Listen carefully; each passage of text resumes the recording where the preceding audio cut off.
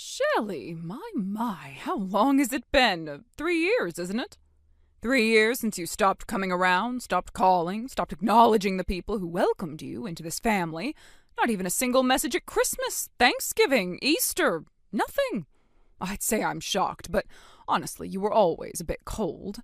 Anyway, let's not dwell on the past. It's time we put all that behind us. Given what's happened, I think we can agree it's time for you to come home. Tucker needs someone, and despite everything you've done to him, that still means you. I trust you'll be moving in without any fuss, so tell me, when are you coming? Wow, I really didn't expect to get a message from you. Is something wrong? I just told you, didn't I? Tucker needs you. That's all that needs to be said. You can't seriously think you're exempt from that just because you've been sulking in silence for a few years. I'm not sure that's really appropriate anymore. Things have changed a lot. Pfft, what changed? You're still his wife, aren't you? What does it matter if you've been keeping your distance? A real wife comes back when her husband is in need. I think you might be misunderstanding the situation. The way things are now, I'm really not the person for that role anymore. You're deflecting, that's all this is. You think just because you dropped off the radar, you're somehow off the hook? Oh, please. You made a commitment. You don't get to walk away from that just because it's inconvenient. I'm not walking away from anything. I did that already, years ago. Oh, stop being dramatic. What matters now is that you do the right thing. This isn't about feelings, it's about duty. Tucker can't be left alone like this. You have a responsibility whether you like it or not. If that's really what you believe, then maybe we're not having the same conversation.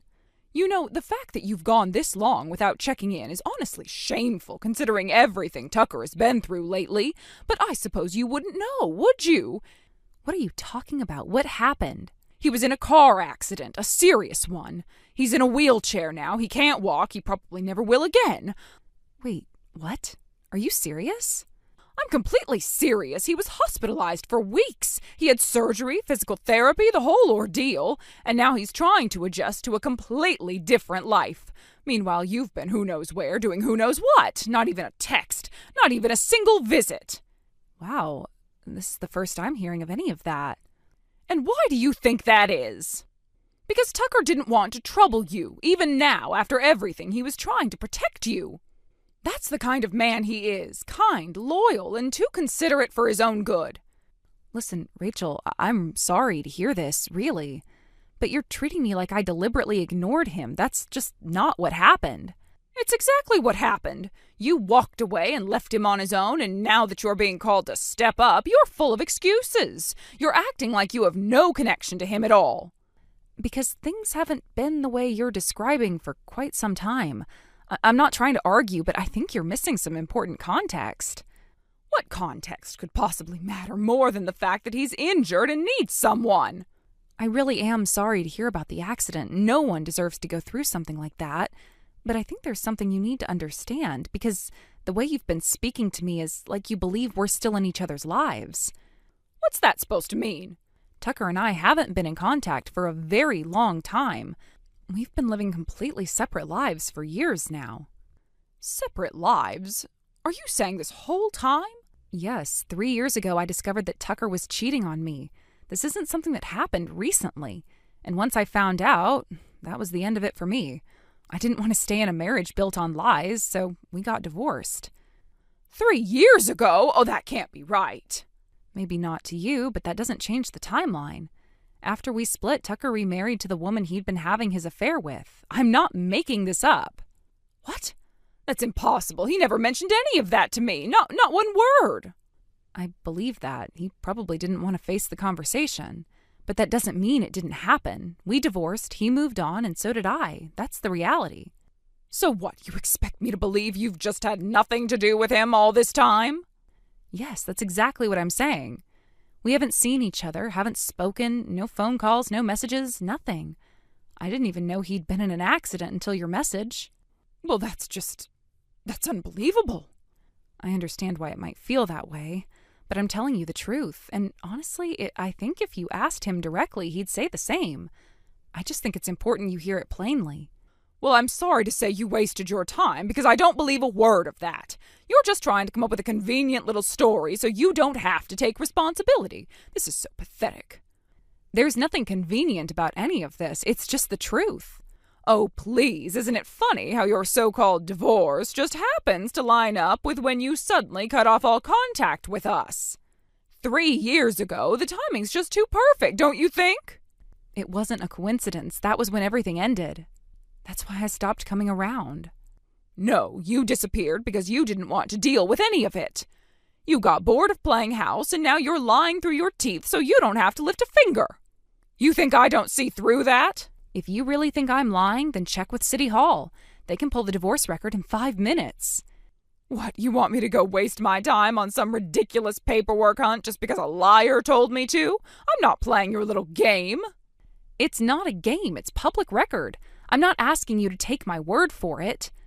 You can say whatever you want, but you're still going to come here and do what needs to be done. Tucker can't work right now. Someone has to support this household, and that someone is going to be you. I don't think you understand the position you're in. You can't just assign me to take care of someone I haven't seen in years. Oh, I absolutely can. You're young, you're healthy, you had a job, which you'll be keeping, by the way. Tucker can't earn any more, so you'll be supporting him. That's your role now. Excuse me? And the house needs to be remodeled. Barrier-free, ramps, widened doorways, everything. It'll cost a fortune, but I assume you'll be covering it. After all, he's your husband. No, he's not, and I can't believe you actually think this is normal. Don't try to dodge this again. You're the one who made vows. You're the one who walked out. And now, when it really matters, you're the one who's going to make things right. This entire conversation has been completely detached from reality. If you want answers, if you want to understand what actually happened, then you should ask Tucker himself. He's been through enough already. I'm not going to drag him into more drama. You're already doing that by demanding things from someone who doesn't owe you anything. I've told you what happened. I've been honest. And I'm not going to keep defending myself against a version of the past that only exists in your head.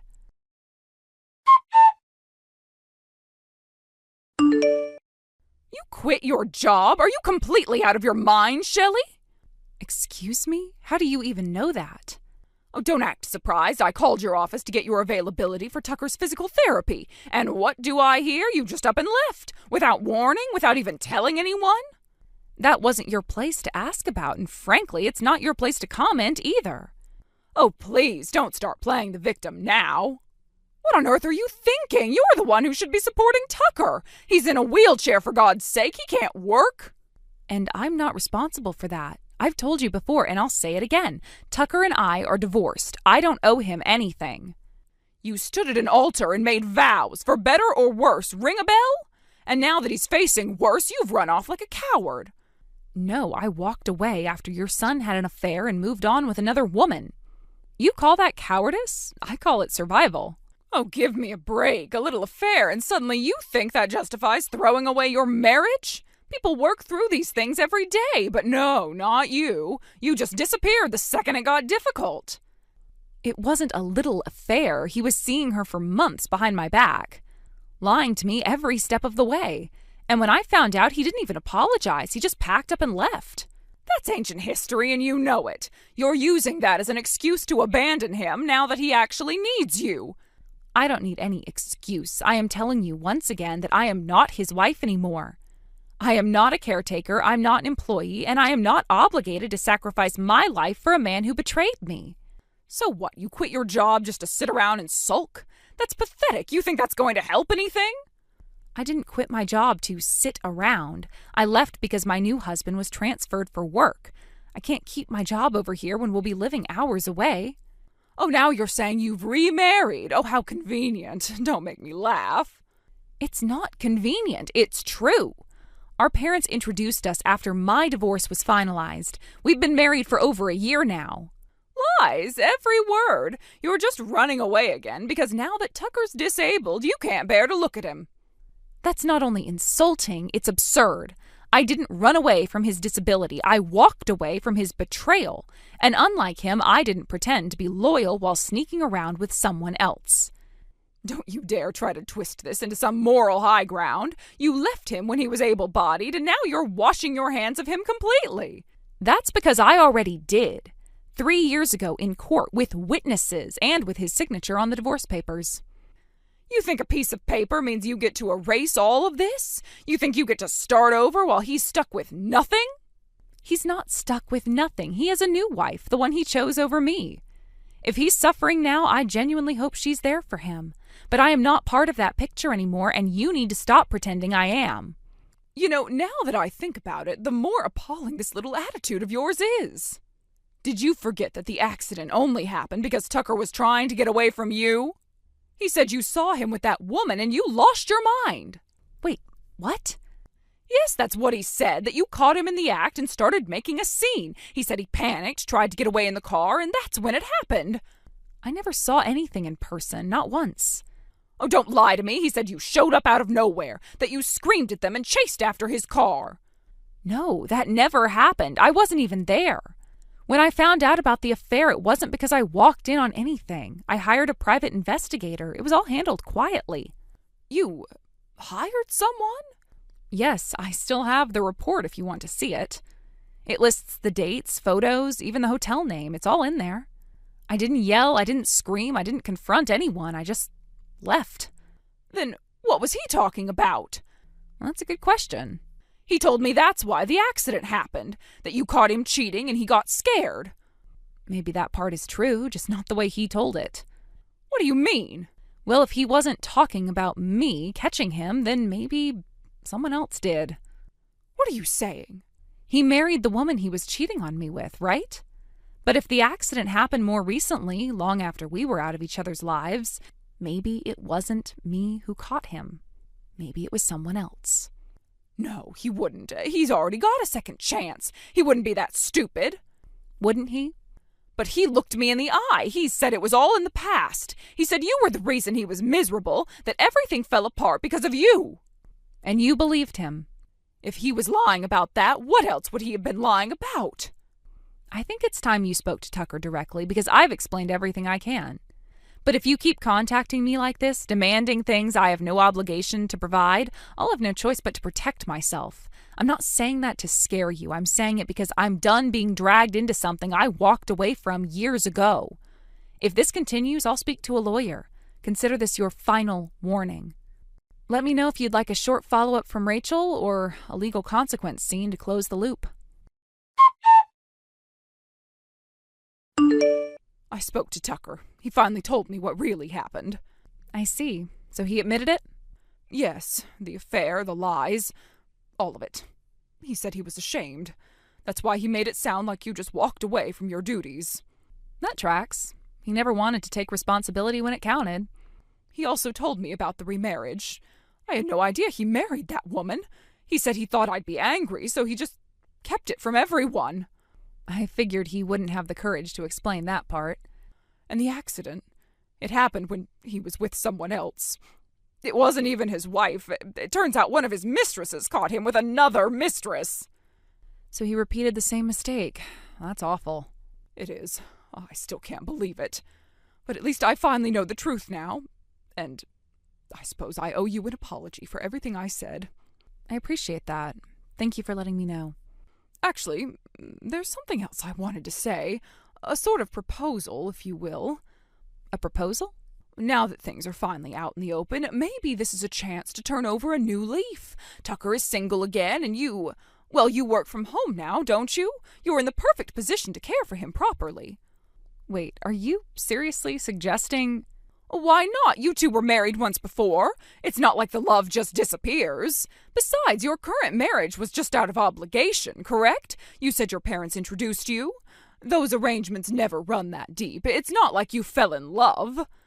Are you listening to yourself right now? I'm being practical. You have flexibility now. You're always at home, and Tucker needs someone he can trust. The timing just makes sense. You think I should throw away my life, my family, everything I've built, so I can go back and play nursemaid to a man who lied, cheated, and left me to clean up the mess? It doesn't have to be so dramatic. You were happy once, and now that the distractions are out of the way, maybe you could find a way back to that. No, we were not happy, not in any way that mattered. And do you want to know what I actually remember most about that time? What? You. Me? Yes, the way you treated me. The way you hounded me nonstop with cruel comments and snide remarks. You didn't just nag me in person. You called, you emailed, you sent text messages at all hours. Remember when you faxed me that complaint about my cooking? Who even uses faxes anymore? Well, that wasn't abuse. I was just trying to help you become a proper wife. No, Rachel, it was abuse. You chipped away at me every single day, and you never once saw me as a person. You saw me as a tool, someone to manage your son, your house, your image. Well, that's not true. It is, and I never forgot it. You say start over like that part didn't happen, but it did. Well, maybe I was a little too hard on you, but it was never personal. It was personal to me. I lived through it. And I am not walking back into it just because Tucker burned every bridge and ended up alone. That's not my problem anymore. So you're saying there's no chance? None. I have zero intention of divorcing my husband. He's kind. He respects me. He's the reason I'm doing well now. But this conversation is over. A few weeks later, a letter arrived at my parents' house. You guessed it, it was from her. It was carefully worded, filled with phrases like, just keeping in touch and hoping you're well. But buried between the lines was the real message. Tucker had found out she contacted me behind his back, and he was livid. Their relationship apparently had collapsed. He's stuck in the family home, too broke to move out after paying alimony from his latest affair. He works from home now, but the place isn't even wheelchair accessible. The letter was just a thinly veiled plea for sympathy, for help, and maybe even for money. I handed it to my mother, shrugged, and said to toss it in the trash. And just like that, the last string tying me to that part of my life was finally gone. hey, lazy guy. Still holed up in your room enjoying the life of a carefree NEET? Honestly, what a joke. Making mom and grandma work while you just sit around unemployed and have them support you. Isn't the father's role to be the head of the family? I'm in high school and even I work part-time. Get a job, lazy old man. Aren't you supposed to be in class right now? Oh, finally a reply. Did I hit a nerve and make you sulk? I've told you 100 times I work from home now. I switched careers to a job where I can work from home. Sure. Grandma says she doesn't recognize any such thing, remember? I know. That's why I had to leave her company. You mean you got fired for going against Grandma, right? Typical NEET. You shouldn't go against people who matter, and that's why it turned out like this. No, I'm a remote worker. Do you even know what that means? I think I've seen something like that online. Oh yeah, it's the excuse lazy people use to call themselves self-employed. Oh, that's not it. There are jobs you can do from home, like game programmers, web writers, video editors, web designers, a lot of jobs. Novelists and comic artists can also be considered remote workers in a way. So what? It doesn't change the fact that you're still a NEET. I'm a script writer. What? I started doing script writing as a side job even when I worked for Grandma's company. But over time, it became harder to balance both. When differences in opinion with Grandma came up, I decided to go full-time as a script writer. What? I'm making as much as I did when I worked full-time, so there's no problem. Oh, please, stop lying. You still don't believe me? No! Grandma and Mom both said there's no way anyone can make money doing such a side hustle job. They're both successful people. Grandma's the current CEO, and Mom will be the next CEO. Why would I believe anything you say when they say it's impossible? All right, it's clear we're not getting anywhere with this conversation. I'm on a deadline, so I'm ending this here. Oh, I see. Because you went against Grandma and got fired, no one else will hire you, huh? Got it. Still a garbage man, huh? Hey, you useless man. I heard from Mom. You're getting divorced, huh? She told you, huh? Yeah, I kind of knew it was coming. After all, you didn't even bother looking for a job for 2 whole years after quitting Grandma's company. No wonder Mom got fed up. You should have figured out your position a lot sooner. Let me make something clear. I'm the one who initiated this divorce. What? I'd been thinking about it for a while, but I hesitated because I knew how it would affect you. Even though I know I'm disliked now, I still shared a home with you for all these years. Oh, please, spare me the sob story. I don't care about your emotional crap. I didn't ask to be raised by a loser like you. A loser? Come on, Dad. You were working for Grandma's company in the first place, right?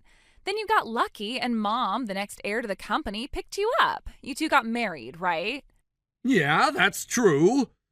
So basically, you've been living off Grandma and Mom all this time. You were getting a paycheck from them, right? That's basically the same as them supporting you.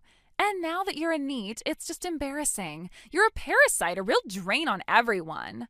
So that's how you see it, huh? No, I'm not interpreting anything. I'm just stating facts.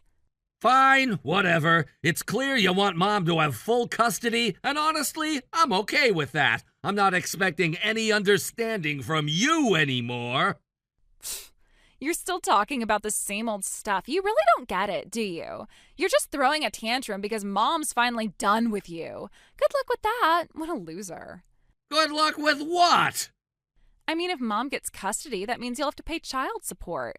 You're in NEET, and now you're getting divorced. How does that feel? You'll be coughing up $2,000 a month for child support. How does it feel to go from freeloading to paying for your own kids' expenses? That's something you should be saying to the real father, not me. What? What do you mean by that? It's simple. I've already moved out. This is the part where you go ask Mom about the details. Wait, what? What the hell do you mean you've already moved out? Just like I said, I'm done here. Now go ask your mom. Goodbye.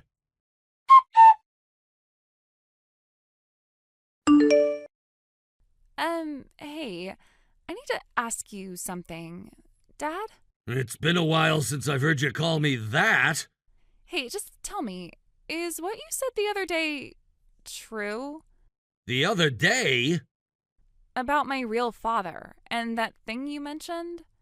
Oh, didn't Mom tell you? I tried asking her, but it's like she's on edge or something.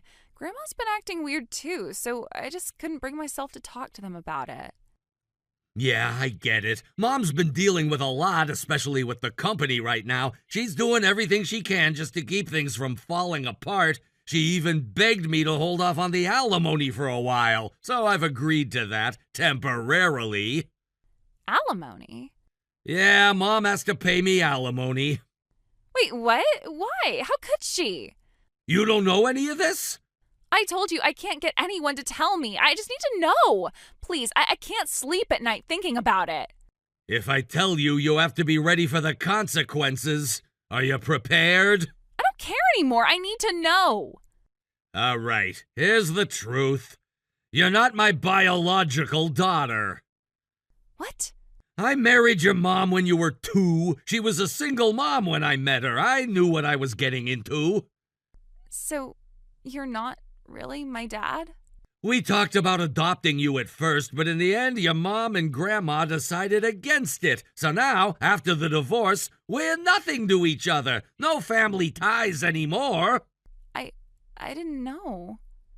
And the reason we're getting divorced? It's because your mom cheated on me. She never truly cut ties with your real father. What? Here's where it all ties into Grandma's company. Your mom's lover is the CEO of a company we've been working with. The CEO? What does that have to do with anything? The CEO is a son-in-law of another family. And once your mom's affair came to light, the whole situation blew up. Your real father being exposed as your mom's lover led to a massive scandal. He was forced out of his position, and the company was furious. They cut ties with Grandma's business, and now everything's crashing down. Wait, so Mom's affair has caused a collapse in Grandma's company? Exactly. This scandal has caused irreparable damage to the company's reputation. Grandma's business is about to go bankrupt, and all that financial security we had is gone. You're gonna feel the impact too, so get ready. But I didn't do anything. What does this have to do with me? It's not about blame, it's just reality. The company's about to fold, and you're gonna lose everything you've known. Your life's about to change. What about Mom? She's in the same boat. The debts, the alimony, everything. You'll have to adjust to a completely different life now. This can't be happening. What am I supposed to do now? Honestly, I don't know. But don't come asking me for help. I can't fix this. But you were my father for so long. I don't know what to do without you in my life. I know it's hard, but things have changed. I'm not the same person anymore. And neither are you. How can you be so cold about this? You're just going to leave me to deal with this mess alone? I'm already out of this. I'm done with this family. There's nothing left for me here. You can't just walk away. You were supposed to be my family. I'm sorry, but you have to understand, this is how it is. I'm leaving. I have a meeting with my TV project. I'm starting something new. A TV project? What are you talking about? I'm a screenwriter now. I've got my biggest opportunity yet, so I can't stay here and keep talking about this. What about me? What about us? You can't just leave me like this. I've already transferred money for your school expenses. Take care of it yourself. Don't let Mom or Grandma take it from you. That's all I can do for you. Goodbye. Please, don't leave me like this. Goodbye.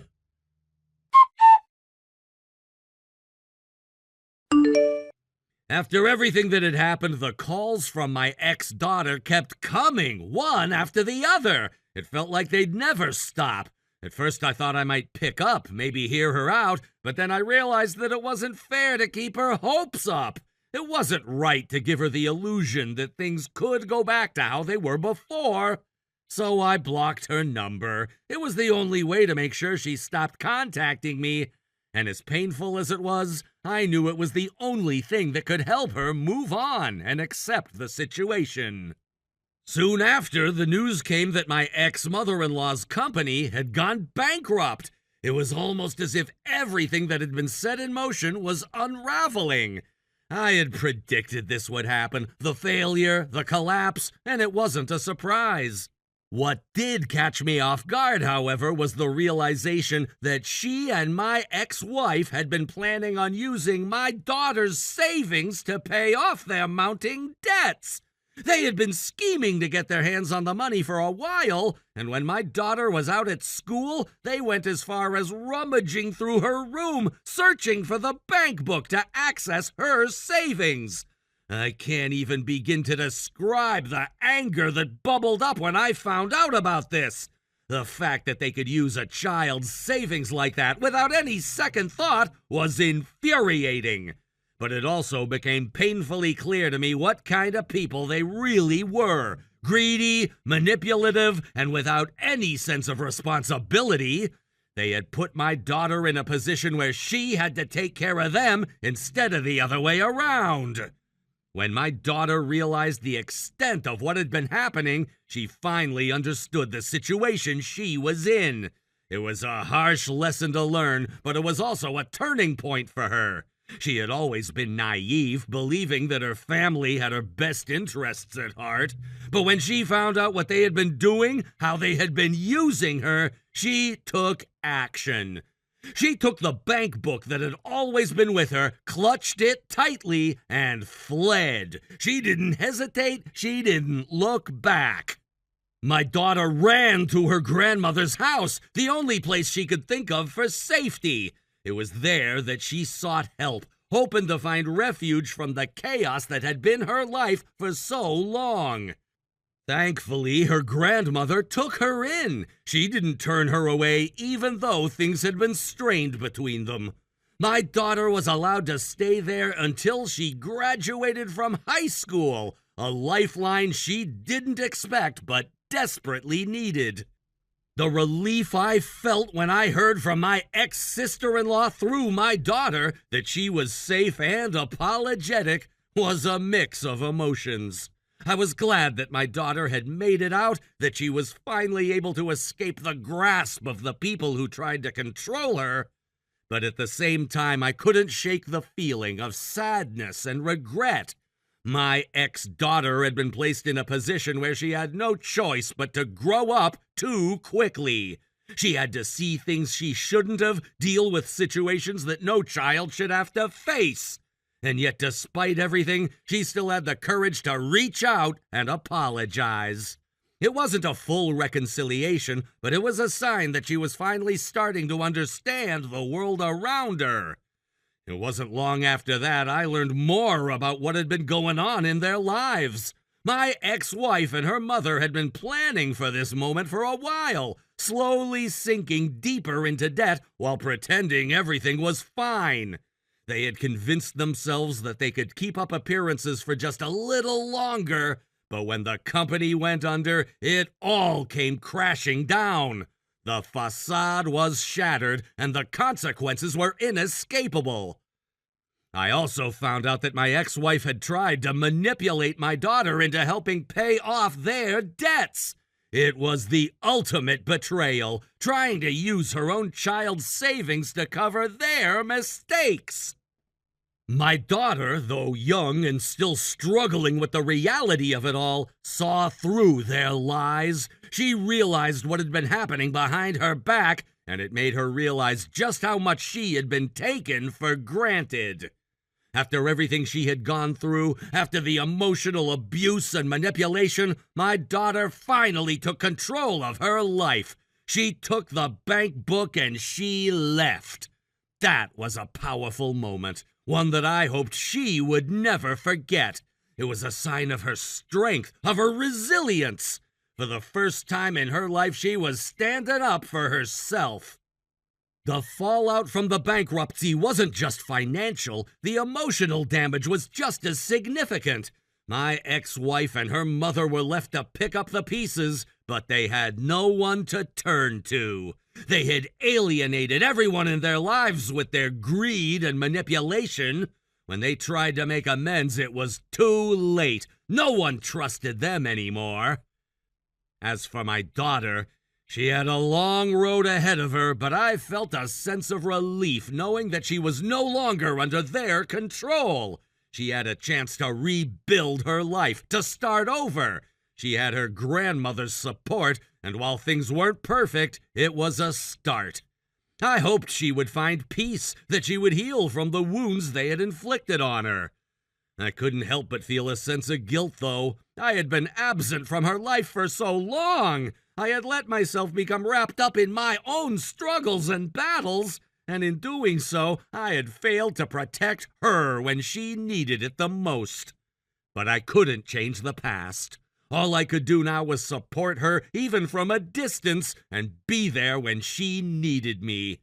I couldn't undo the damage, but I could offer her the chance to rebuild, to move forward with her life. It was a strange feeling. Relief mixed with guilt, sadness intertwined with hope. My daughter's apology had been a step in the right direction, but it didn't erase the pain she had been through. It didn't make up for the years of manipulation and betrayal, but it was a beginning. It was a sign that, despite everything, she was still capable of love, still capable of growth. And for me, that was enough. For now. As for my ex-wife and her mother, I didn't know what the future held for them. They had made their choices, and now they had to live with the consequences. But for my daughter, I hoped that the future was brighter. She deserved a life free from their control, a life where she could thrive and be herself, and I would do everything I could to help her get there. It was a painful and difficult journey, but in a way it had brought me clarity. I couldn't change what had happened, but I could choose what happened next. I could choose to move forward, to give my daughter the life she deserved. I didn't know what the future held, but I was determined to make sure she never felt like she was alone again. I would be there for her, even if it meant taking a back seat, even if it meant letting her lead her own way. That, at least, was the least I could do for her. Thank you for watching and listening. We hope you enjoyed the video. Don't forget to like this video and subscribe. Also, feel free to leave a comment about what you thought of the story. We look forward to seeing you at the next story.